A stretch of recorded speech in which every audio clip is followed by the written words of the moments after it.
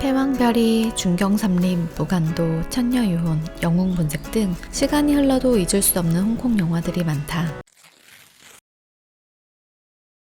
한때 홍콩 영화는 막대한 제작 편수와 영향력을 과시했고 홍콩은 동양의 할리우드라 불리며 한 시대를 풍미했다. 홍콩 영화가 국제 무대에서 명성을 떨치기 시작한 건 1960년대부터로 호금전, 장철 등으로 대표되는 당시 홍콩 무협 영화는 아시아 전역에서 큰 인기를 끌었다. 중국은 아시아의 그 어느 나라보다도 영화라는 예술을 빨리 받아들인 나라이다. 1895년 12월 28일 파리에서 류미에르 영화사가 만든 열차의 도착이 최초의 영화로 기록되어 있는데 이듬해 1896년 8월 11일 중국에서 류미에르사의 주도하에 영화가 상영되었다. 이는 중국의 영화 전통이 서양과 거의 맞먹을 정도의 시간적 연원을 가지고 있음을 의미하는데 국제적인 개방도시 상하이가 있었기 때문에 가능했다.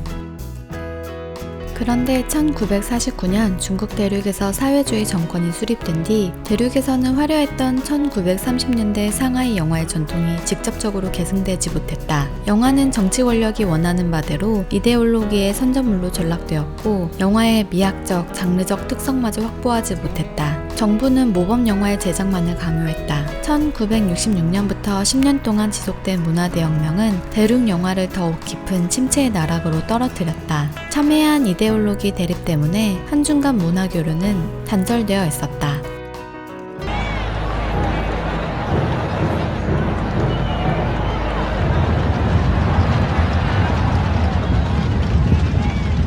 그 당시 대만은 또 다른 이데올로기적 극단에 서 있었다. 대만 영화는 주로 일본 식민지 시대의 전쟁 영화나 장제스 통치 시절 선전 영화에 치우쳐 있었다. 일본과는 일제 식민지배 시절에 대한 국민적 반감 등으로 인해 문화교류가 막혀 있었다. 대륙 영화, 대만 영화, 일본 영화 모두 이 같은 이유로 한국과의 문화교류가 막혀 있었다.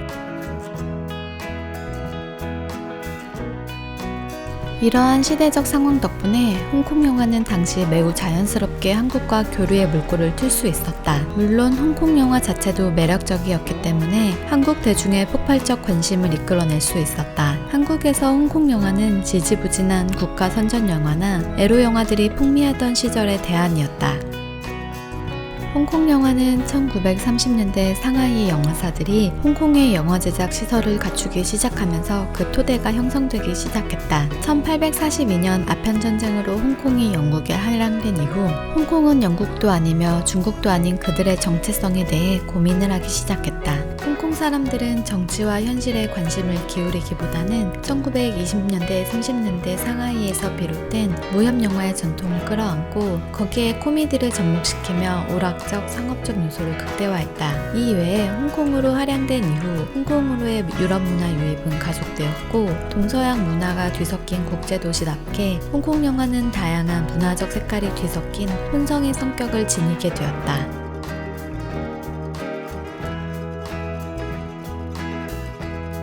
1940년대 이후 중국 공산정권과 대만 독재정권의 문화 억압으로 인해 많은 문화인들, 예술인들이 홍콩으로 넘어왔는데 이 중에는 정상급 배우들과 영화인들도 많았다. 이들은 홍콩 영화를 한층 더 질적으로 성장시켰다.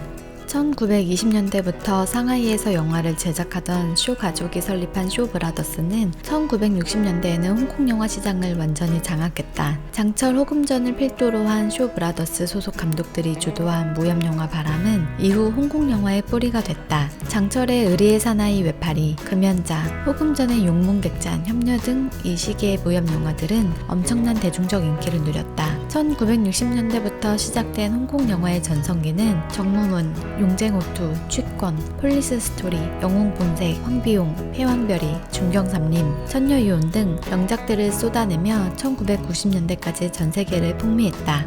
세계적인 인기를 누리던 홍콩 영화는 1990년대부터 그 기세가 꺾이기 시작했다. 대외적 환경의 변화도 있었지만 홍콩 영화의 내부적인 결함 역시 만만치 않았다. 당시 사마표의 자금이 홍콩 영화계 곳곳에 손을 뻗치고 있었는데 조폭들은 스타 배우들을 혹사시켜 마구잡이로 영화를 찍어댔고 이는 영화의 질적 하락으로 이어졌다.